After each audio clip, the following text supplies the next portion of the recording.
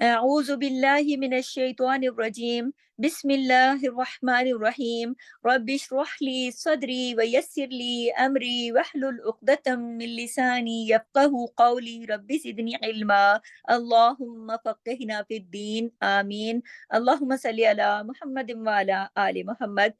آج ہماری تفسیر کی یہ پہلی کلاس ہے اور ہم قرآن پاک کا آغاز کرتے ہیں. الحمدللہ کہ اللہ تعالیٰ نے ہمیں موقع دیا ہے اور آپ بھی اور میں بھی اپنی نیتوں کو خالص کرتے ہیں کہ ہم اللہ کی رضا کی خاطر قرآن کو پڑھنے سننے سمجھنے کے لیے جمع ہوئے ہیں.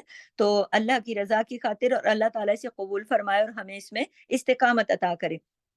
میں حدیث رسول سے آغاز کرتی ہوں کہ سیدنا معاویہ رضی اللہ تعالیٰ عنہ سے روایت ہے کہ رسول اللہ صلی اللہ علیہ وسلم نے فرمایا، اللہ جس شخص کے ساتھ بھلائی کا ارادہ کرتا ہے اسے دین کی سمجھ عطا فرما دیتا ہے.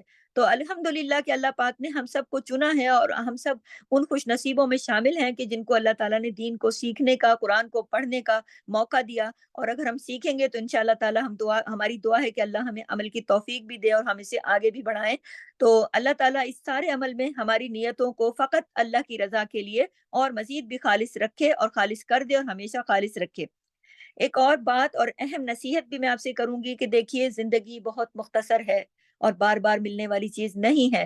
تو زندگی صرف اتنی مصروف ہے لیکن ملی تو ایک ہی بار ہے نا، ایک ہی بار ملی ہے اور سبھی کو ایک ہی بار ملتی ہے. اور ہم یہ اگر سوچتے ہیں کہ ہم کسی وقت فری ہوں گے، وقت نکالیں گے تو پھر ہم قرآن سیکھیں گے، تو میں آپ کو یہ بات بتا دوں، حقیقت سے پردہ اٹھا دوں کہ یہ اپنے دل سے اس خیال کو نکال دیجیے گا کہ جب فارغ ہوں گے تو پڑھیں گے. وہ فراغت اور وہ فرصت زندگی میں تو نہیں آنے والی، وہ تو پھر مر کے ہی ملے گی.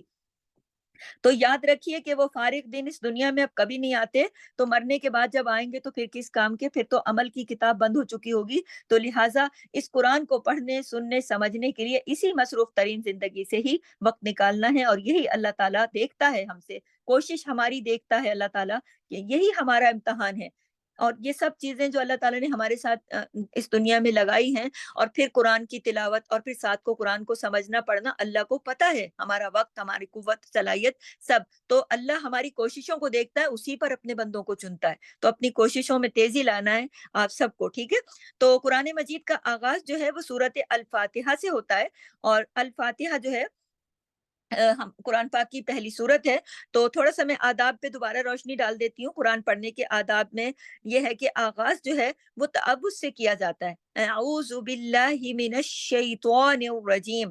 دیکھیں اس کا حکم اللہ تعالیٰ نے دیا ہے سورہ النحل کی آیت نمبر 98 میں. پر اللہ فرماتا ہے کہ جب بھی تم قرآن پاک کی تلاوت کرو تو شیطان مردود سے اللہ کی پناہ مانگو. کیونکہ جب ہم اللہ سے یہ پڑھتے ہیں نا تو ہم اللہ کی پناہ میں آ جاتے ہیں اور شیطان مردود سے ہماری جو ہے تو وہ اس سے ہم بچ جاتے ہیں. تو یہ اللہ تعالیٰ نے خود فرمایا ہے قرآن میں کہ ایسا کیا کرو، اس لیے کہ شیطان جو ہے وہ ہمارا کھلا دشمن ہے، عدو مبین ہے، اور وہ قرآن پڑھتے ہوئے وہ وسوسے ڈالتا ہے دلوں میں. اس وجہ سے تلاوت قرآن جب بھی پڑھیں، جب بھی تلاوت قرآن کریں تو پہلے تعوذ پڑھنا ضروری ہے. یہ قرآن پاک کا ادب ہے، ٹھیک ہے. اور پھر تعوذ کے بعد تسمیہ، تسمیہ کہتے ہیں بسم اللہ الرحمن الرحیم، یہ پڑھ لیا جائے. اور بسم اللہ جو ہے یہ خود ایک الگ آیت ہے، ٹھیک ہے.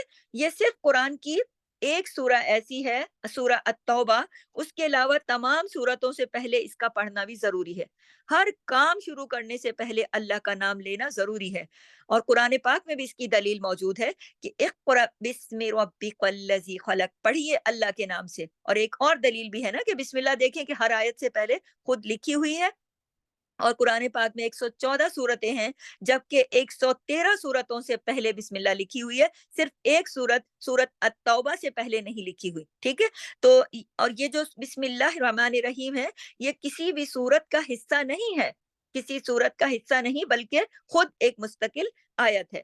تو آپ کو سورہ فاتحہ کے بارے میں بتاتی چلوں کہ ترتیب کے اعتبار سے قرآن پاک کی جو صورتیں ہیں ان میں ترتیب کے اعتبار سے جو قرآن جو ہے، جیسے یہاں پر یہ پہلی صورت ہے، ہمارے پاس قرآن پاک میں یہ پہلی صورت ہے، لیکن ترتیب کے حساب سے یہ پہلی ہے، لیکن نزول کے اعتبار سے یہ 5ویں نمبر کی سورہ ہے. سورہ فاتحہ جو ہے جس طرح صورتیں نازل ہوئی اس میں 5ویں نمبر پہ نازل ہوئی. تو قرآن مجید میں اس ترتیب سے، جو کہ آج ہمارے پاس قرآن موجود ہے، اس ترتیب سے نازل نہیں ہوا تھا. قرآن اس ترتیب سے نازل نہیں ہوا تھا، بلکہ وقت اور حالات کے مطابق نبی اکرم صلی اللہ علیہ وسلم پر وقتاً فوقتاً قرآن جو ہے وہ نازل ہوتا رہا. اور پھر جو بھی سورہ نازل ہوتی تھی، مکمل ہونے پر اللہ تعالیٰ کی حکم کے مطابق پھر نبی کریم صلی اللہ علیہ وسلم نے اس کو ترتیب دیا تھا. اللہ تعالیٰ نے خود حکم دیا تھا کہ اس طرح سے ترتیب دیا جائے. تو اس طرح ترتیب کے لحاظ سے سورہ فاتحہ پہلی، جبکہ نزول کے حساب سے 5ویں سورت ہے.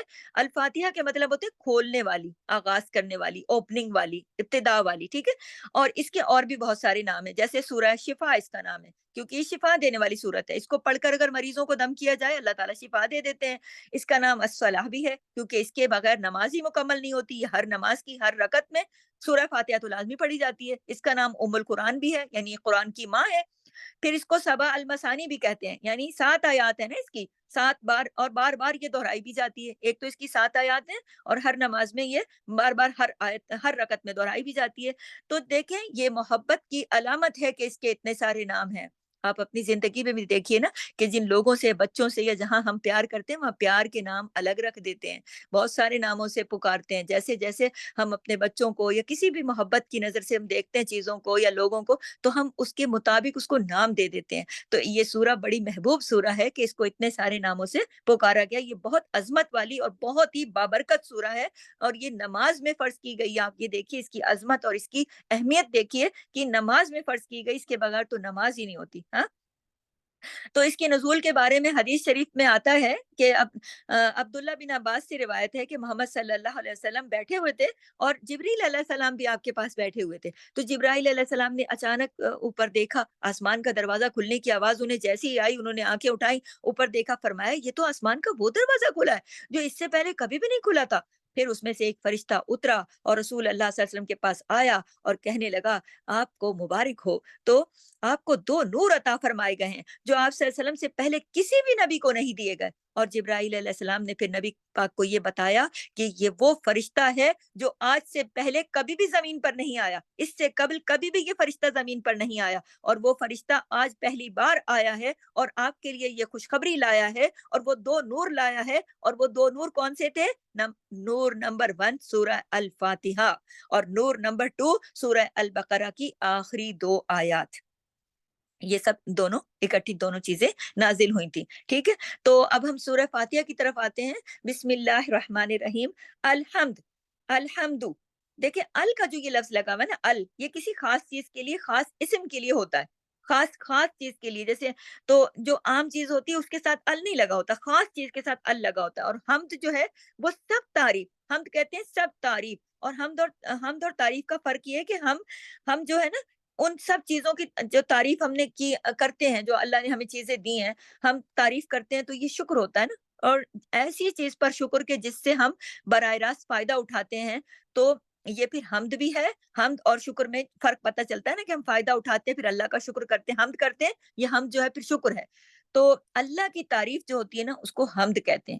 ٹھیک ہے. جبکہ انسان کی اگر ہم کوئی تعریف کرتے ہیں تو وہ مدح کہلاتی ہے. مدح انسان کی کوئی بھی تعریف الگ سے ہو، اللہ سے ہٹ کر، وہ مدح کہتی ہے کہ مدح سرائی ہو رہی ہے. ٹھیک ہے. لیکن اللہ کی جو تعریف ہے وہ حمد ہے.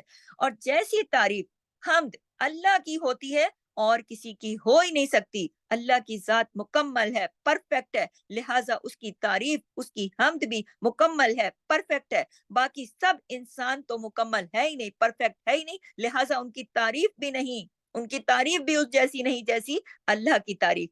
الحمد، الحمد پہلا لفظ ہے نا، الحمد، سب تعریفیں اللہ کے لیے ہیں، سب تعریفیں الحمد للہ، سب تعریف اللہ کے لیے ہیں. دیکھیں لفظی ترجمہ بتا دوں، الحمد سب تعریف، للہ اللہ کے لیے ہے، ربی جو رب ہے، العالمین تمام جہانوں کا.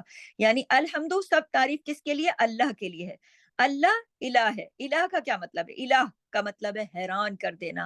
الہ کا مطلب ہے معبود، معبود جس کی عبادت کی جائے، اور ایسا معبود کہ جسے ہم دیکھ نہیں سکتے لیکن اس کے سوا کوئی اس کائنات میں جو کچھ بھی ہے، جو کچھ اس نے بنا رکھا ہے، سب اسی کا ہے، جسے دیکھ کر عقل دنگ رہ جاتی ہے اور اس کے سوا پھر کوئی عبادت کے لائق نہیں. تو الحمدللہ سب تعریف اللہ کے لیے ہے. اور یہ لفظ کہتے ہوئے تعریف بھی ہو اور ساتھ تعظیم بھی ہو، یعنی تعریف کے ساتھ ساتھ دل میں رسپیکٹ بھی ہو، محبت اور تعظیم کے ساتھ اللہ تعالیٰ کی تعریف ہے۔ تو اللہ کی تعریف کیوں ہے؟ ربی، جو رب ہے، الحمدللہ رب العالمین، سب تعریف اللہ کی ہے جو رب ہے۔ کس کا؟ تو رب کون ہوتا ہے؟ یہاں پہ یہ واضح بتا دوں کہ رب جو ہے وہ اس کے اندر جو کوالٹیز ہیں وہ کسی اور میں ہو ہی نہیں سکتی، کیونکہ رب خالق ہے۔ نوٹ کر لیں، نمبر 1 رب خالق ہے، نمبر 2 رب مالک ہے، نمبر 3 رب مدبر ہے۔ یعنی خالق کیا ہے؟ وہ رب جس نے ہر چیز پیدا کی ہے۔ مالک نمبر 2 وہ ہے کہ اس نے ہر چیز پیدا کر کے دوسروں پر چھوڑ نہیں دی، بلکہ وہ خود مالک ہے، خود اپناتا ہے، اون کرتا ہے، خود اپنی ملکیت میں رکھتا ہے۔ دنیا میں لوگ چیزیں بنا دیتے ہیں، آگے پیچھے کر دیتے ہیں، سیل آؤٹ کر دیتے ہیں، اپنی ملکیت ختم کر دیتے ہیں۔ اللہ ایسا نہیں کرتا، اللہ خود مالک ہے۔ الحمدللہ ہی سب تعریف اللہ کی جو رب ہے، جو رب ہے۔ اور تیسری میں نے بتایا تھا مدبر۔ پہلا کیا ہے؟ خالق، اس نے بنایا، مالک اس نے اپنایا، مدبر یعنی اس نے اس کی تقدیر لکھی، جس کو اس نے بنایا تقدیر بھی لکھی، اس کی پلاننگ بھی اس نے خود کی، سب کچھ اس کا لکھا، ہر کام ہر چیز اللہ کی مرضی سے ہوتی ہے۔ تو ہمیں بھی اللہ کی مرضی کے ساتھ ہی چلنا چاہیے نا، کیونکہ اللہ نے لکھ دیا وہ مدبر ہے۔ اور یہاں پہ لفظ آتا ہے نا رب العالمین، جو رب ہے تمام جہانوں کا، یعنی تعریف اس اللہ کی جو رب ہے پھر تمام جہانوں کا۔ یہ جو عالم، عالمین کا لفظ آیا نا، عالم کی جمع ہے، یعنی تمام کائنات کا۔ تو اللہ کے سوا باقی تمام چیزیں جو ہیں وہ عالم ہیں اللہ کے سوا۔ اور ان تمام چیزوں کا رب کون ہے؟ اللہ۔ اللہ جو ہے وہ ذاتی نام ہے، یہ یاد رکھیے۔ اس کے علاوہ جتنے بھی نام ہے نا اللہ کے، الرحمن ہے، رحیم ہے، مالک ہے، قدوس ہے، غفور ہے، غفار ہے، جتنے بھی نام ہیں وہ سب صفاتی نام ہے۔ جبکہ اللہ کا جو نام ہے نا الحمدللہ رب العالمین، سب تعریف اللہ کے لیے ہے جو رب ہے تمام جہانوں کا۔ تو یہ جو اللہ کا نام ہے یہ اللہ کا صفاتی ذاتی نام ہے، اللہ جو ہے ذاتی نام ہے۔ باقی سب تعریف اسی کے لیے کہ اسی نے ہر چیز کو پیدا کیا، وہ رب العالمین ہے۔ وہ پیدا بھی کرتا ہے اور پھر نئے سرے سے پیدا کرتا ہے، چیز ہوتی ہی کوئی نہیں ہے، وہی ابتدا کرتا ہے۔ دنیا کے جتنے بھی یہاں پر دیکھیں کریشنز ہیں، دنیا میں جتنی بھی چیزیں تخلیق کی گئی ہیں وہ سب اللہ ہی کی چیزوں کی نقل ہے نا، اللہ ہی کی چیزوں کو دیکھ کر بنایا گیا، یا انہی چیزوں سے مدد لے کر بنایا گیا نا۔ اللہ تعالیٰ نے تو کسی سے مدد نہیں مانگی۔ آج جو بلڈنگیں کھڑی ہیں تو لوہے سیمنٹ گارے سے، دیکھو تو صحیح، لکڑی سے لے کے لوہا گارا ہر چیز تو کریٹر نے بنائی نا، ہر چیز تو اللہ کی بنائی ہوئی ہے نا، اسی کو اٹھا کے دنیا نے چیزیں بنا دی۔ اللہ نے تو کسی سے کوئی کریشن نہیں لی، اللہ نے تو سب کچھ خود بنایا۔ وہی پیدا کرتا ہے اور وہ نئے سرے سے پیدا کرتا ہے۔ تو الرحمن، اب آگے آیت پر آئیے۔ الرحمن، الرحمن کس کو کہتے ہیں؟ الرحیم، بہت مہربان، بہت مہربان اور نہایت رحم کرنے والا۔ رحیم کا مطلب ہوتا ہے نہایت رحم کرنے والا۔ دونوں رحمتوں کا ذکر ہے مگر دونوں میں فرق ہے۔ ایک رحمت جو ہے الرحمن، یہ کون سی رحمت ہے؟ یہ عام رحمت ہے، اس میں وسعت ہے، یعنی اللہ کی رحمت ہر کسی پر چھائی ہوئی ہے، انسان ہو، حیوان ہو، جن ہو، گناہگار ہو، خطا کار ہو، مسلم ہو، کافر ہو، جو بھی ہو، سب پر اللہ کی رحمت چھائی ہوئی ہے۔ حدیث میں آتا ہے کہ اسی رحمت کی وجہ سے تو جنگلی جانور اپنے بچوں کو کھا نہیں جاتے، اپنے پیروں تلے دبا نہیں دیتے، بلکہ ان کی حفاظت کرتے، ان سے پیار کرتے۔ یہ وہ رحمت ہے اللہ کی جو اللہ نے دی ہوئی ہے۔ تو یہ اللہ کی رحمت سب کے لیے ہے، یہ دنیا اسی رحمت سے چل رہی ہے۔ اگر یہ رحمت نہ ہو تو یہ دنیا بھی نہ چل سکے، خواہ کوئی مسلمان ہو، مشرک، کافر، منافق، جو کوئی بھی ہو، یہ سب کے سب کھا رہے ہیں، پی رہے ہیں، اللہ کی نعمتوں سے فائدے اٹھا رہے ہیں۔ یہی رحمت ہے جو الرحمن کی صفت ہے، الرحمن کی رحمت ہے، جس کا ذکر کیا گیا کہ یہ الرحمن جو ہے یہ بہت مہربان ہے، کیونکہ اللہ رحمان ہے، اس کی رحمت وسیع ہے۔ اسی وجہ سے تو ہم بھی جی رہے ہیں، کھا رہے ہیں، پی رہے ہیں، باوجود ہمارے گناہوں کے، ہم سب کے، ہم پر اللہ کی رحمت جاری و ساری ہے۔ اور اگر وہ چاہے تو وہ فوراً پکڑ کر سزا دے دے، لیکن وہ فوراً پکڑ کر سزا نہیں دے دیتا، کیونکہ وہ رحمان ہے۔ اور مشرکوں اور گناہگاروں کو بھی ایک حد تک ڈھیل دیتا ہے، ایک خاص وقت تک مہلت دیتا ہے، پھر جب خاص مہلت وقت یا زندگی کہنا چاہیے ختم ہو جائے گی تو پھر ان کی پھر جو بھی پکڑ ہوگی۔ تو یہ ہے الرحمن، یعنی نیک بد سب کے لیے، نیک بد جو بھی ہو हर एक काले गोरे सब के लिए अल्लाह की रहमत, सब के लिए, हर चीज के लिए। और दूसरा क्या लफ्ज आया यहाँ रहमान के बाद, अर रहीम, जो है ये खास रहमत है। ये जो रहीम का लफ्ज है ना, ये खास रहमत है, निहायत रहम करने वाला। और ये जो रहमत है खास तौर पर कयामत के दिन मोमिनों पर होगी। अल्लाह की रहमत के याद रखिए कि 100 हिस्से नोट कीजिए, कि जिसमें से सिर्फ एक हिस्सा अल्लाह ने पूरी दुनिया को दिया है, पूरी दुनिया पर बांटा है। एक हिस्सा रहमत, जो दुनिया में लोग एक दूसरे पर रहम करते हैं वो इसी की तहत करते हैं। और जो दुनिया में तमाम जानवर भी अपने बच्चों से मोहब्बत करते हैं, तो ये इसी रहमत की वजह से जो एक मोहब्बत सबको मिली है, जितनी भी है वो सारी की सारी एक हिस्सा सिर्फ दुनिया को मिला है। बाकी 99 रहमतें जो हैं, 99 रहमतें जो हैं, वो कयामत के दिन सिर्फ मोमिनों के लिए होंगी, जो ईमान वालों के लिए होंगी, जो ईमान लेकर अपने साथ आएंगे और अल्लाह की अतात करते और अल्लाह के नबी की अतात करते होंगे। ये 99 रहमतें उनको मिलेंगी। देखें, गलतियां भी अगर कर बैठते हैं ना, तो अल्लाह अपनी रहमत के साथ माफ भी कर देता है, और कयामत के दिन भी ऐसा ही होगा। तो ये है अर रहीम, अर रहीम, ये खास रहमत है किसके लिए? कयामत के दिन के लिए। अल्लाह ताला देखें कयामत के रोज जब तख्त नशी होगा, अपने ईमान वालों को अपनी खास रहमत से, ये जो रहीम है इसके तहत माफ कर देगा, जन्नत में दाखिल फरमा देगा। ये है वो खास रहमत अर रहीम। तो अब देखिए अगली आयत देखिए, मालिक यौमिद्दीन, मालिक यौमिद्दीन, यानी कि मालिक है, यौम किसका? दिन का, अद्दीन बदले के दिन का, कयामत के दिन का मालिक सिर्फ अल्लाह ही है। उसके दिन, उस दिन सारे के सारे फैसले अल्लाह ही करेगा। दुनिया में अल्लाह ने इंसान को इख्तियारात दिए, आजादियां दी, सब कुछ दिया, ताकि अल्लाह क्या चाहता है, देखना चाहता है कि बंदा करता क्या है। यही तो इम्तहान है असल में इंसान का, इसीलिए तो भेजा गया इंसान को। तो कयामत के दिन फिर हर चीज का मालिक अल्लाह होगा। इस दुनिया में मिल्कियत दी है ना, इस दुनिया में वक्त दिया है ना, इस दुनिया में तुम्हें इख्तियारात दिए हैं ना, तो फिर क्या करके दिखाते हो, यही तो देखना है अल्लाह ने। तो कयामत के दिन का मालिक तो फिर वही होगा, मालिक यौमिद्दीन, वही होगा कयामत के दिन का मालिक। बदले के दिन का, इस दुनिया में जो कुछ किया हुआ है वो उस दिन बदला मिलेगा, इसलिए वो मालिक यौमिद्दीन, वो बदले के दिन का वक्त होगा, और उसका मालिक, उस दिन का मालिक अल्लाह होगा। किसी कोई परिंदा पर नहीं मार सकेगा फिर उस दिन। यानी जो दुनिया में इख्तियारात दिए गए वो सब खत्म, और सिर्फ उस दिन एक मालिक अल्लाह का ही अल्लाह मालिक होगा, तो उसी का हुक्म चलेगा ना। क्योंकि दुनिया में जो कुछ करके जाएंगे उसका बदला तो कयामत में ही मिलेगा ना। कयामत का दिन याद रखिए, कि नोट कीजिए कि 50,000 साल पर मुहित दिन होगा। ये एक तवील तरीन दिन होगा, जो इंतजार में गुजरेगा कि कब हिसाब किताब शुरू होगा। लेकिन जैसे ही हिसाब किताब शुरू होगा, जल्दी से जल्दी हिसाब किताब खत्म हो जाएगा। यानी दुनिया के हिसाब से अगर मैं आपको बताऊं, तो जोहर के वक्त के मुताबिक, जोहर के वक्त के ऊपर पहुंचने तक तमाम खलकत का हिसाब व किताब मुकम्मल हो जाएगा। बड़ा फास्ट तरीके से अमल होगा, इतना कि जोहर तक तमाम आलम का हिसाब किताब हो चुकेगा। और मोमिन की मुलाकात अल्लाह से बड़ी ही बेहतरीन होगी, बड़ी ही। अल्लाह ताला मोमिन से कैसे मिलेंगे? अल्लाह ताला औरों से छुपा के, जो बेचारे मोमिन जो इस दुनिया में बहुत सारी गुनाह भी कर बैठेंगे और तौबा तौबा करते हुए इस दुनिया से चले जाएंगे, डरते डरते चले जाएंगे, फिर जब रोजे क़यामत अल्लाह के हुजूर पेश किए जाएंगे, अल्लाह कैसे मिलेगा मोमिन से? बड़ा प्राइवेटली मिलेगा। अल्लाह ताला मोमिन से बात करेगा, इसके गुनाह और उसको दिखाएगा, अकेले में पर्दा पोशी करके दिखाएगा। मोमिन घबरा जाएगा, अब तो मारा गया मैं। तो फिर अल्लाह ताला मोमिन बंदे से फरमाएगा, मैंने तुम्हें दुनिया में भी तो ढांपा था, मैंने दुनिया में भी तो तुम्हारे ऐबों पर पर्दा डाला था। फिर मोमिन को जब उसकी गलतियां अल्लाह ताला दिखाएगा, गुनाह दिखाए जाएंगे, डरेगा, हाय अब तो ये गुनाह भी सामने आ गया, अब तो मेरी पकड़ हुई कि हुई। लेकिन फिर अल्लाह ताला उसके ऐबों पर पर्दा डाल के उसको बख्श देंगे। तो देखे ना, किन लोगों के साथ ये मामला होगा? ये उन लोगों के साथ मामला होगा जो इस दुनिया में दूसरों के ऐबों पे पर्दे डालते हैं, और रोज़े क़यामत अल्लाह उनके ऐबों पर पर्दे डालेगा।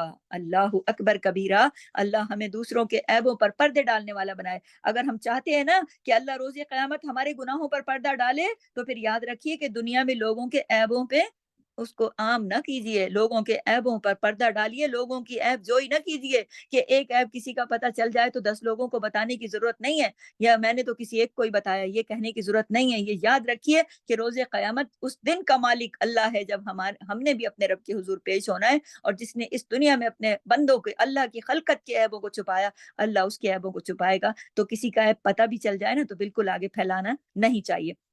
उस वक्त ये याद रखना चाहिए कि हमारा भी वो दिन आएगा, हमारी भी कुछ कमियां हैं, हमारी भी कुछ कोताहियां हैं, हमारी भी कुछ गलतियां, हमारी भी कुछ ऐब है। अगर हम चाहते हैं कि रोजे कयामत हमारे गुनाह छुपाए जाए, तो ये दुनिया में लोगों के ऐबों की पर्दा पोशी कीजिए, ये बात नोट कीजिए। और रोजे कयामत عزت جو ہوگی وہ دو بنیادوں پر ہوگی. کن بنیادوں پہ؟ نمبر 1 تقوی، نمبر 2 عمل. یہ وہ دو عوامل ہیں کہ ان کی بنیاد پر انسان کو عزت ملے گی. ٹھیک ہے، یہ دو وہ عوامل ہیں. اگر آپ چاہتے ہیں نا، ہم سب چاہتے ہیں نا کہ ہمیں دنیا میں عزت ملے، آخرت میں بھی عزت ملے، تو پھر یاد رکھیے کہ دو چیزوں کو پکڑ لیں. نمبر 1 تقوی، نمبر 2 عمل. تقوی کیا ہے؟ اللہ کا ڈر، اور عمل جس پر اللہ نے حکم دیا اس کے مطابق عمل. تو اس پر روز قیامت عزت ملے گی. اگلی آیت پر آتی ہوں انشاءاللہ. اگلی آیت پہ آئیے. ایاک نعبد، صرف تیری ہی. نعبدو، ہم عبادت کرتے ہیں. اللہ اکبر، صرف تیری ہی ہم عبادت کرتے ہیں. وَإِيَّاكَ نَسْتَعِينُ، اور صرف تیری ہی ہم مدد چاہتے ہیں. اس میں غور کریں، بڑا زور دے کے کہا گیا، صرف کے اوپر بڑا زور دیا گیا کہ صرف تیری ہی عبادت کرتے ہیں. یعنی صرف اللہ، عبادت تیری ہی، اور اللہ کے سوا کسی کی عبادت نہیں، اور دوسروں سے کوئی مدد بھی نہیں چاہتے، بلکہ صرف اور صرف ہم تیری ہی مدد چاہتے ہیں. اللہ اکبر. مدد کیا ہے؟ عاجزی کے ساتھ اللہ کے لیے، عاجزی کے اظہار کے ساتھ اور محبت اور تعظیم کے ساتھ جو عبادت ہے وہ اصل عبادت ہے. تو اللہ تعالیٰ نے قرآن مجید میں واضح کر دیا کہ انسان اور جنات کی سب کی تخلیق کا جو اصل مقصد ہے وہ کیا ہے؟ اللہ کی عبادت. تو اللہ کی عبادت کی بھی کچھ ظاہری شکلیں ہیں. مثلا نماز ہے، روزہ ہے، حج ہے، زکوٰۃ ہے، نوافل ہے، تلاوت قرآن ہے، طواف ہے، عمرہ ہے. یہ تو سب عبادت کی ظاہری شکلیں ہیں نا. اس کے علاوہ عبادت میں مدد طلب کرنا، نفل حاجت پڑھنا، توکل کرنا، بھروسہ کرنا، امیدیں کرنا، دعائیں کرنا، یہ بھی صرف اور صرف اللہ سے ہی ہونا چاہیے نا. تو اللہ کے سوا کسی اور سے نہیں، بالکل نہیں، قطعی نہیں، کبھی بھی نہیں. ہم بعض اوقات عبادت تو اللہ کی کرتے ہیں مگر توکل انسانوں پہ ہوتا ہے، بھروسہ انسانوں پہ ہوتا ہے، فلاں بندہ میری مدد ضرور کرے گا. نہیں، بالکل بھی نہیں. تو اللہ تعالیٰ سے ہی ہمیشہ یہی امید اور یہ رکھنی چاہیے کہ اللہ تعالیٰ تو ہی ہماری مدد فرما. ہم نماز میں جب کھڑے ہوتے ہیں، ایاک نعبد، ہم تیری عبادت کرتے ہیں اور ہم تجھ سے مدد چاہتے ہیں. اللہ اکبر. و ایاک نستعین، صرف تیری ہی، اور نستعین، ہم مدد بھی صرف تیری چاہتے ہیں. تو انسان بھی دراصل یہ یاد رکھیے کہ انسان جو ہے نا، دراصل تبھی انسان کی مدد کرتا ہے جب اللہ کا حکم ہوتا ہے. اگر اللہ کا حکم نہ ہو تو کوئی کسی کے کام نہیں آ سکتا. لوگ ڈاکٹرز کی تعریفیں کرنے شروع ہو جاتے ہیں، ہمیں تو فلاں بھائی بہت اچھا ڈاکٹر ہے، بڑی اس نے دوا اچھی دی. بھائی اللہ سے جوڑو، اللہ کا شکر ادا کرو کہ اللہ نے اس ڈاکٹر کے ہاتھ میں شفا رکھی. اللہ سے جڑنا چاہیے ہر کام میں، پہلے اللہ بعد میں بندے. تو دراصل علاج میں اگر اللہ شفا نہ ڈالے تو اسی ڈاکٹر کے پاس ایسے مریض بھی آتے ہیں جن کو نہیں شفا ملتی. تو اللہ ڈالتا ہے شفا، وہ تو کچھ نہیں کر سکتے نا. تو اللہ تعالیٰ سجھاتا ہے نا، سمجھاتا ہے نا، دکھاتا ہے نا کہ یہ دوا، اور پھر اس دوا میں اللہ تعالیٰ اس میں ڈال بھی دیتا ہے شفا. تو مانگنا کیا ہے؟ صرف اور صرف اللہ سے.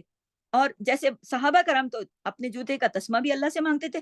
تو اس کا مطلب یہ یہاں پر میں یہ نہیں کہنا چاہتی ہوں کہ انسان سے تو سوال ہی مت کرو، لیکن جب اس کا مطلب میں آپ کو یہ کہنا چاہتی ہوں کہ جب بھی کوئی ضرورت ہو، کوئی مسئلہ ہو، کوئی کام ہو، کوئی بھی حاجت ہو، تو سب سے پہلے مانگا جائے جس سے وہ اللہ ہے. دعا کس سے کی جائے؟ اللہ سے. مدد کس سے مانگی جائے؟ اللہ سے. دھیان پہلے کس کی طرف جائے؟ اللہ کی طرف جائے، پہلے کسی بندے کی طرف نہیں. آپ اپنے آپ کو ایسا بنائیں، اپنی طبیعت کو اس قابل بنائیں، اپنی طبیعت میں یہ چیز لائیں کہ پہلی امید جو جاگے تو وہ اپنے رب سے جاگے، پہلا سوال جو ہو تو اپنے رب سے ہو، پہلی بات جو ہو تو دعا بن کر اپنے رب کے حضور مانگی جائے. اگر لوگوں کو اللہ نے کوئی صلاحیت، کوئی طاقت دی بھی ہے، آپ کے ارد گرد میں کوئی اختیار اللہ نے دیا بھی ہے، تو یہ سب اللہ کا عطا کردہ ہے اس بندے کے پاس بھی. اور آپ اگر اس بندے سے مدد مانگیں گے بھی تو بھی اگر اللہ نے اس کو توفیق دی تو وہ آپ کی مدد کرے گا. اگر اللہ نے توفیق نہ دی تو پھر بہت بڑی اس کی قوتیں رکھنے کے بعد بھی آپ کو مدد نہیں ملے گی. تو یقین رکھیں کہ پہلے اگر اللہ چاہے گا تو پھر کوئی دوسرا بھی آپ کا مددگار بنے گا. یہ یاد رکھیے. تو پھر اس سے ہمیں لیسن کیا ملا کہ ہم تجھ سے ہی مدد مانگتے ہیں اور ہمیں تیری ہی مدد چاہیے. ہم تیری عبادت کرتے ہیں، تجھ سے ہی مدد مانگتے ہیں، تو پہلی مدد اللہ ہی سے مانگنی ہے. ٹھیک ہے، اگلی آیت پر آتی ہوں. اہدنا الصراط المستقیم. اہدنا، اللہ اکبر، ہدایت دے مجھے. الصراط کس کی؟ راستے کی. المستقیم کون سی؟ سیدھے کی. اس میں مانگنے کے لیے جو بات سکھائی گئی ہے نا، پہلی چیز جو مانگی جا رہی ہے وہ ہدایت ہے. تو اللہ تعالیٰ سب کچھ بنا مانگے عطا کر دیتا ہے مگر ہدایت بنا مانگے نہیں دیتا. اس کے لیے دعا کی ضرورت ہے، اس کے لیے کوشش کی ضرورت ہے. اور کوشش بھی کرنی چاہیے اور دعا بھی کرنی چاہیے. ہدایت جو ہے وہ دو قسم کی ہوتی ہے, نوٹ کیجئے. پہلی ہدایت ہدایت علمی, دوسری ہدایت ہدایت عملی. ہدایت علمی وہ ہدایت ہے جس میں انسان کو علم مل جائے, اور دوسری جو ہدایت عملی وہ جو ہے جب علم مل گیا تو پھر اس پر عمل کی توفیق مل جائے. یہ اللہ کی طرف سے ہوتی ہے, مگر اس پر خود بھی کوشش کرنی ہوتی ہے.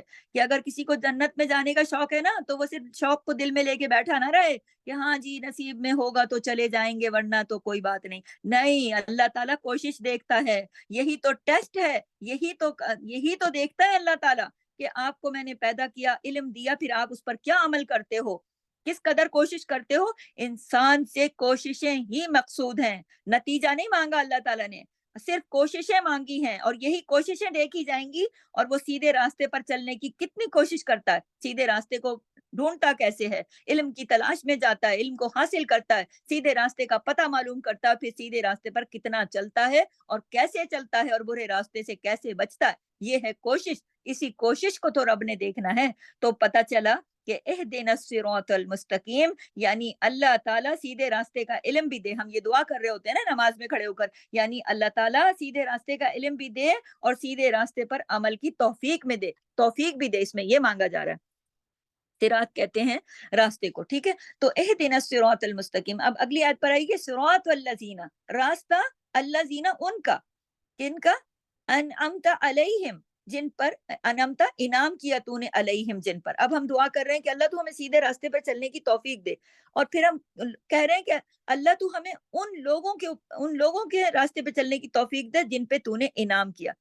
یعنی سیدھے راستے کی مزید تفصیل بتائی جا رہی ہے کہ اے اللہ تو ہمیں ان لوگوں کا راستہ دکھا جن پر تو نے انعام کیا.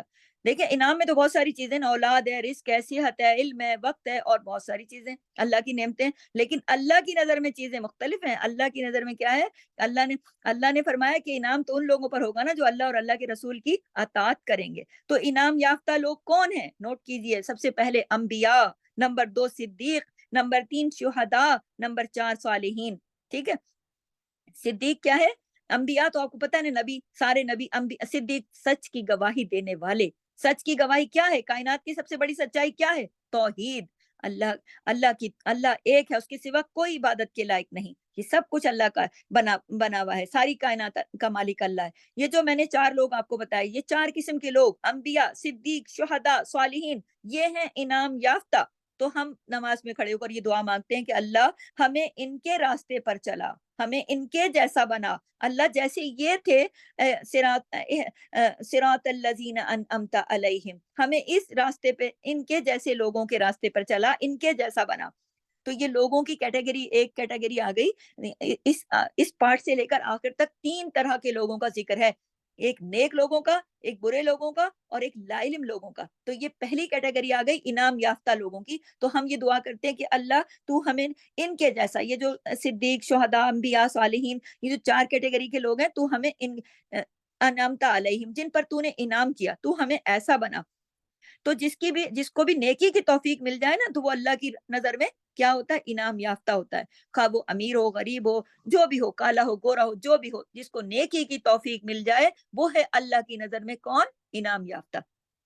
تو اللہ نے قرآن میں اصل نعمت جو بیان کی ہے نا, وہ نعمت ہے دین کی نعمت. اصل نعمت ہی دین کی نعمت ہے, نوٹ کیجئے. دنیا تو کافر کو بھی دیتا ہے اللہ, دیندار کو بھی دیتا ہے, جو دین کو نہیں مانتے ان کو بھی دیتا ہے. تو اللہ کے پاس یہ جو کرائٹیریا نہیں ہے کہ آپ بہت دنیا میں جیسے لوگ کہتے ہیں نا فلاں کے پاس بڑا کچھ ہے, اللہ اس سے بڑا راضی ہے. اللہ کے نزدیک یہ نہیں ہے. اللہ کے نزدیک کیا ہے, جس کو دین کی توفیق ملی اور پھر اس نے عمل بھی نیک کیے, جس کو نیکی کی توفیق ملی اور پھر اس نے نیک عمل کیا اور اللہ کو راضی کیا, وہ ہے جو ہے انعام یافتہ, وہ ہے اللہ کی نظر میں پسندیدہ, وہ ہے بہترین.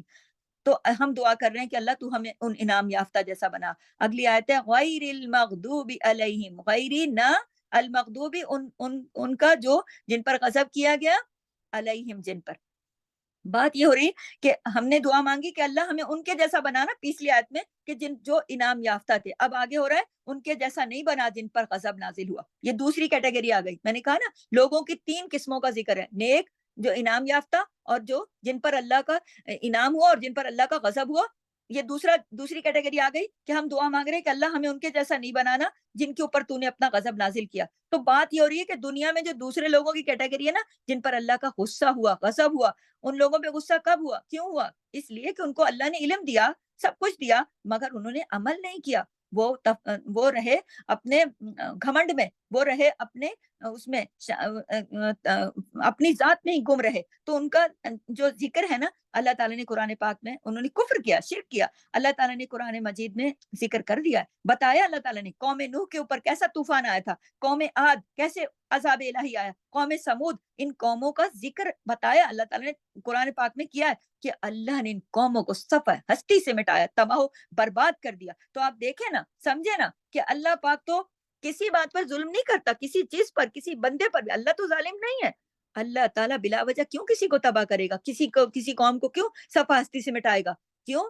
اللہ تعالیٰ نے ان کے ساتھ ایسا کیا اس لیے کہ اللہ نے ان پر حق دکھایا، نبی بھیجے، سب ان کی رہبری رہنمائی کی، لیکن انہوں نے اس کو قبول ہی نہیں کیا. تو اللہ پہلے حق دکھاتا ہے، کھول کھول کر سمجھاتا ہے، اور جب کوئی انسان حق کو قبول نہیں کرتا، انکار ہی کرتا رہتا اور اپنی ضد پر اڑا رہتا ہے، تو پھر اللہ غضب نازل کرتا ہے، پھر اللہ کا غصہ بڑھ جاتا ہے. جیسے کہ اب دیکھیں نا، لوگوں کو اتنا سہولتیں ہیں، اس کے باوجود بھی اگر کوئی کہے نہیں نہیں میں نے قرآن نہیں پڑھنا، اگر میں نے پڑھ لیا نا اور اگر میں نے سمجھ لیا تو ایسے ہی صحیح ہے، ایسے ہی صحیح ہے، اگر میں نے سمجھ لیا نا تو پھر مجھے عمل کرنا پڑے گا. تو اس قسم کی باتیں روز محشر کام آنے والی نہیں ہے. یہ دلیلیں وہاں پیش نہیں کر سکیں گے کہ اگر ہم دنیا میں جہالت میں رہے، جا کے اللہ کو کہہ دیں گے شیطان کے دھوکے ہیں سارے، لوگوں کو بھڑکا دیتا ہے کہ سمجھنا مت، عمل کرنا پڑے گا، ایسے ہی رہو. بہت سارے لوگ یہ بات کرتے ہیں، لیکن یاد رکھیے کہ یہ جو بہانے بازیاں نا اس دنیا میں چلیں گی، اللہ کے ہاں یہ بہانے چلنے والے نہیں. کہ ہم وہاں وہ مالک ہے اس دن کا، اس دن کوئی بہانے کسی کے سننے کے لیے نہیں بیٹھا ہے وہ وہاں پر، کہ ہم جا کر یہ کہہ دیں گے کہ دنیا میں ہم نے پڑھا نہیں تھا، ہمیں پتا نہیں تھا، ہمیں اس کی مطلب نہیں پتا تھے، اس لیے ہم نے کوئی عمل نہیں کیا. تو یہ والی بات وہاں قابل قبول نہیں ہوگی اس عدالت میں. تو ہمیں تو پتا نہیں تھا. یہ جو بہانے ہیں نا، یہ اسی دنیا میں بھی چل پڑے تو بڑی بات ہے. تو دنیا کے ہر علم کے لیے تو ادھر بڑی کوششیں ہو رہی ہیں، فلاں انگلش میڈیم اسکولوں میں بچوں کو ڈالو تو یہ سبجیکٹ تو وہ سبجیکٹ، تو یہ کورس تو وہ کورس، تو یہ یونیورسٹی تو ملک سے باہر، تو فلانا تو یہ. اس کے لیے تو سب کے پاس علم بھی ہے، پیسہ بھی ہے، وقت بھی ہے، کوششیں بھی ہیں، معلومات بھی ہے. قرآن کے لیے نہیں، ارے مت پڑھنا، پڑھنا، عمل کرنا پڑے گا. اور آخرت کے بارے میں اس دھوکے میں پڑے ہوئے ہیں کہ وہاں تو ایسے ہی چھوٹ جائیں گے، اللہ تو غفور اور رحیم ہے، بس ایسے ہی چھوڑ دے گا. دنیا میں تو ہم دنیا کو حاصل کرنے کے لیے تو بڑی محنتیں ہیں، بڑی مشقتیں ہیں، بڑی کچھ ہے. آخرت بغیر محنت کے مل جائے گی. کیسی باتیں ہیں یہ کیسی باتیں ہیں؟ اس بات کا خیال جو ہے نا، ہم لوگوں کو اپنے دل سے نکال کے اللہ کو راضی کرنا چاہیے. یہ شیطان کے دھوکے ہیں کہ روز قیامت بچ جاؤ گے تو علم حاصل ہی نہ کرو، علم پر عمل ہی نہ کرو، جبکہ مومن پر، نوٹ کیجئے، مومن پر، یہ میں اپنی بات کی دلیل میں آپ کو بتا رہی ہوں کہ مومن پر علم حاصل کرنا فرض ہے. مومن اگر علم حاصل نہیں کرے گا کیسے پتا چلے گا حلال کیا ہے، حرام کیا ہے؟ وہ ساری زندگی حرام کے کام کرتا رہے اور پھر اللہ کے آگے کھڑا ہو جائے کہ مجھے تو کچھ پتا نہیں تھا. تو اللہ تعالیٰ نے آنکھیں، کان، ناک، عقل سب کیوں دی ہے کہ جا کے پتا کرو نا علم کے بغیر. اور آج کل تو دیکھیں نا کتنا آسان کر دیا اللہ تعالیٰ نے. جس صدی میں ہم رہ رہے ہیں، علم حاصل کرنا آپ کے ہاتھ میں ہر چیز موجود ہے، انٹرنیٹ پر اتنی ساری چیزیں موجود ہیں. اب کون سا مشکل ہے کہ آپ نے پیدل چل کے کہیں دور جانا ہے، دھوپوں میں چل کے یا سردیوں میں چل کے علم حاصل کرنے کے لیے، یا بہت سفر طے کر کے جانے علم حاصل کرنے کے لیے. اب تو ایک بٹن کے نیچے سب سہولت موجود ہے، اگر آپ لینا چاہو تو، اور نہ لینا چاہو تو پھر دوسرا کوئی کیا کر سکتا ہے. تو یہاں پر یہ بات ہو رہی ہے کہ اللہ تو ہمیں ان لوگوں میں شامل نہ کرنا. کن لوگوں پہ؟ کہ جن لوگوں پر تیرا غضب نازل ہوا. یہ دوسری کیٹیگری ہو گئی. اب تیسری کا ذکر آ رہا ہے، آگے دیکھیے. وَلَضَّالِّينَ، وا کا مطلب ہوتا ہے اور لا کا مطلب ہوتا ہے نہیں. الضالین جو کون لوگ ہیں؟ اب یہ تیسری کیٹیگری آ گئی، جو گمراہ لوگ ہیں، جو گمراہ ہیں. تو ہمیں ان کا راستہ، ہمیں بھی ان جو ہے نا ان کا راستہ نہیں چاہیے. ہمیں ان کے جیسا نہیں بنانا، کیونکہ نہ تو ان کے پاس علم تھا اور نہ عمل ہے. علم ہوگا تو عمل بھی ہوگا نا. تو آپ یہ دیکھیے کہ یہ جو پارٹ ہے نا، صراط الذین انعمت علیہم غیر المغضوب علیہم ولا الضالین آمین، اس کے اندر 3 کرداروں کا ذکر ہوا ہے. ایک کردار وہ کہ انعام، انعمتا، وہ لوگ کہ جن پر انعام کیا گیا. غیر المغضوب، کہ مغضوب کون ہے؟ جن پر آپ غین ضاد با دیکھیے نا، غضب، ان پر ادھر سے سمجھ جائیں اس کے روٹ ورڈ سے ہی کہ ان پر وہ دوسری کیٹیگری کہ جن پر علم آیا اور پہلے کون تھے؟ انمتا، جن پر علم آیا انہوں نے ہاتھوں ہاتھ لیا اور اس پر عمل کیا تو ان پر اللہ نے ان کو انعام یافتہ بنایا۔ دوسرے کون ہے؟ مغضوب، جن کے پاس علم آیا لیکن انہوں نے نہیں لیا، نہیں خود کو بدلا اور عمل نہیں کیا، تو وہ ان پر اللہ کا غضب نازل ہوا، غصہ آیا اور اللہ نے صفحہ ہستی سے مٹایا۔ تو ہم دعا کرتے اللہ تو ہمیں انعام یافتہ لوگوں میں شامل کر، ان میں شامل نہ کرنا جو جن پر تیرا غضب نازل ہوا۔ اور پھر کہتے ہیں تیسری کیٹیگری جو ضالین ہیں، جو سرے سے گمراہ ہیں، انہوں نے تو نہ علم لیا اور نہ عمل کیا، یہ تو پھر اس سے بھی زیادہ نہ انہوں نے سیکھنے کی کوشش کی۔ یہ وہ لوگ ہیں جو بھٹکے ہوئے گمراہ ہیں، جو آج بھی دیکھیں بتوں کے آگے کھڑے ہیں،